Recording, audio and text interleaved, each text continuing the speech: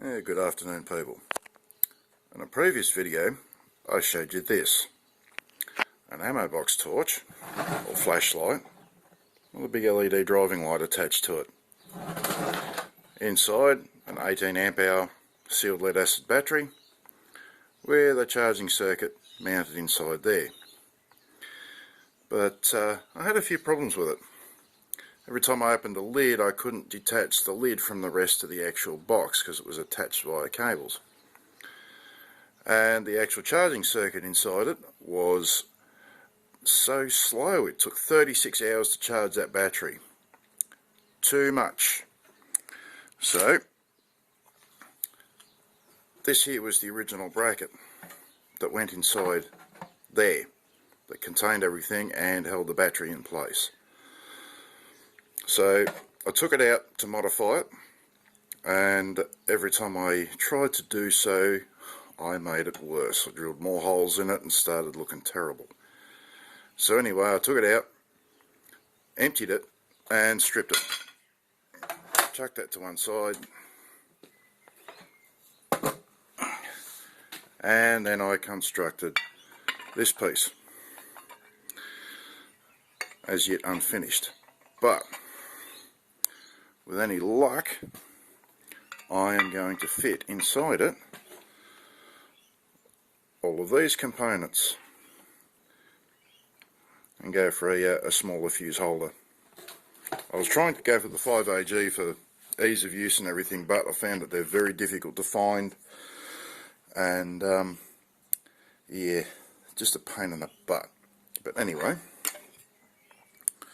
so the plan is this charge unit should, excuse me people, fit in there, like so. Now,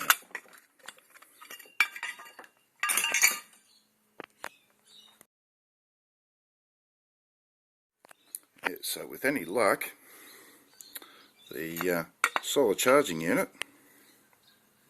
should fit neatly in there and hold down a bit of double-sided tape. Now, I still want to use the SIG lighter socket, so that'll fit in there, and then the cadet relay should fit in about there somewhere. It'll stay there. Fuse holder will fit in there. Now, to make the main lead to the light detachable, CB microphone plug, and that will fit through the panel there, and I'll attach the actual that to the light, or the light cable, and that will go in there somewhere. Now these are fairly easy to find, they're relatively sturdy, and a piece of 2-core mains flex will still carry 12 volt current without any problem, and it'll be able to go in there, and I'll be able to screw that in and then remove it. So which means I'll take the lid off, detach that, should be all good. So yes, here's the fun part, now drilling all the holes and making it fit. So I'll get back to you later and see how I go. Okay, after a couple of attempts, there's everything sitting in place where it should be.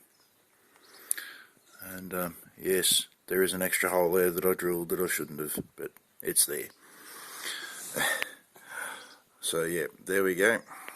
I have the SIG lighter socket, fuse holder, we have the CB microphone plug for the detachable light, the relay in there, and the solar charging unit, which I use to be charging a 18 amp hour SLA.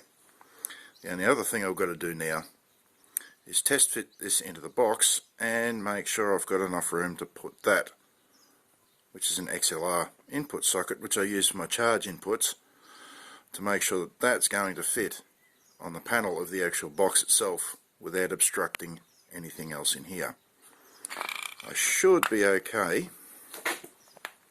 considering, now just swap hands here, considering that's got to go in the panel about there to make sure it's not going to hit anything else or short on anything else. So I've now got to figure out where that's going to go and be flush with there and there. So I reckon I'm going to be cutting it fairly close, but it'll make it fit. So sorry about that. So yeah, anyway, I'll take this apart, might even give it a coat of paint, cover up a few sins. But yeah, alright, I'll continue work and show you where I've come up to next. Well, here's the unit all assembled. It's been an absolute nightmare getting it all to fit, but it's in. Yeah, as you can see, there's the charge controller there. Apologise if this is a bit blurry, people. It's the best that camera phone can offer at the moment. I don't own a video camera per se, but there's a charge input socket, and yes, I know it's soldered there, and how am I going to get it through the front panel? Well, drilled a hole in there like that. So all I've got to do now is drill the holes there and there and pop rivet it in. But what I'm going to do is drill the holes and unsolder these wires out of the actual socket itself, put the unit in,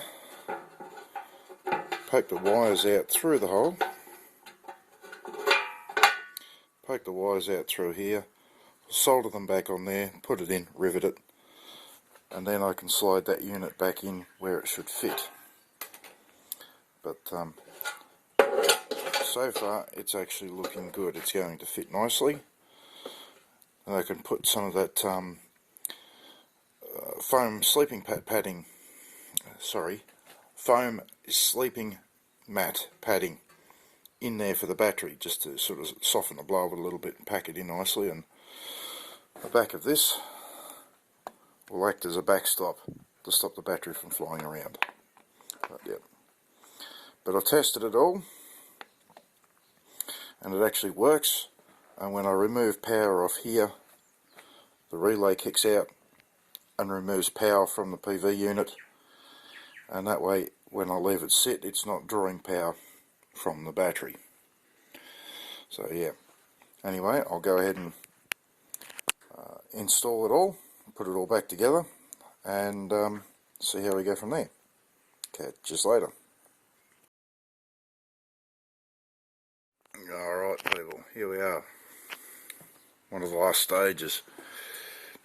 So the actual controller unit and panels all that in, and some foam. This is the stuff I was talking about. It's the foam padding I was talking about. It's off one of them camping mats. Acts a bit like memory foam. It's about $10 for $10 each. But now the fun part, putting the battery in. Probably the easiest way to do this is to put the foam around the battery and then wrap it up with tape. Because otherwise you will swear at it so much trying to get this thing in. Anyway, we'll have a go at it.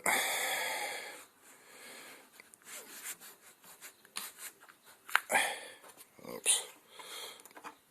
Pull that bit out of the way.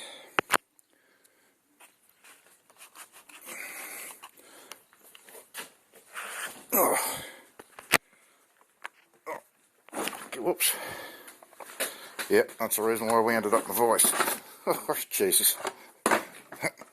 Bit of an epic fail that was. Shove it in a bit. And if you really have to, don't be afraid to do this. Alright. It's a tight fit, but it's in and padded, and it's not going to fall out in a hurry. Just to top it off, throw a little bit extra foam on the top so the terminals don't short out, but make sure when you do your wiring loom you put the battery in around the right way, because once it's in, it's a pain in the ass getting it back out.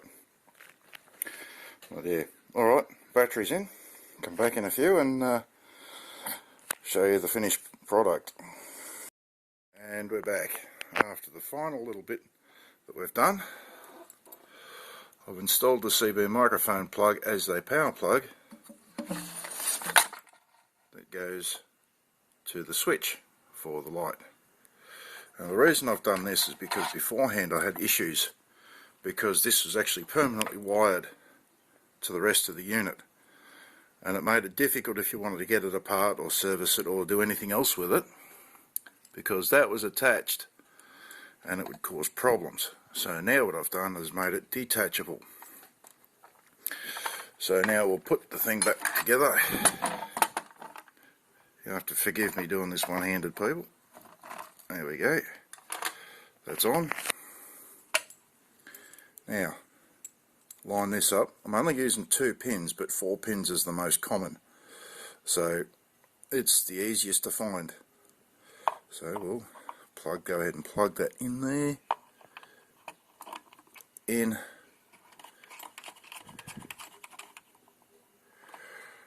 Right, now that's done.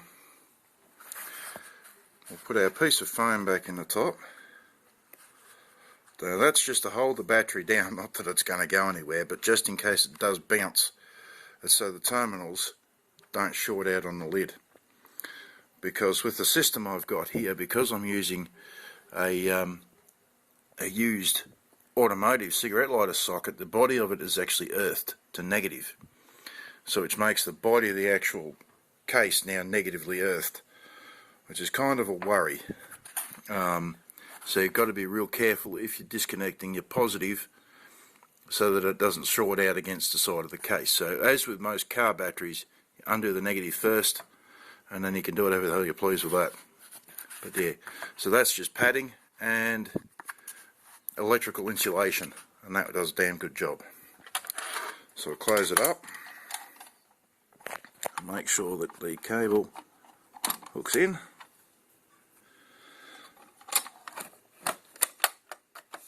Lock the thing down. Oh geez, tight now. And away we go.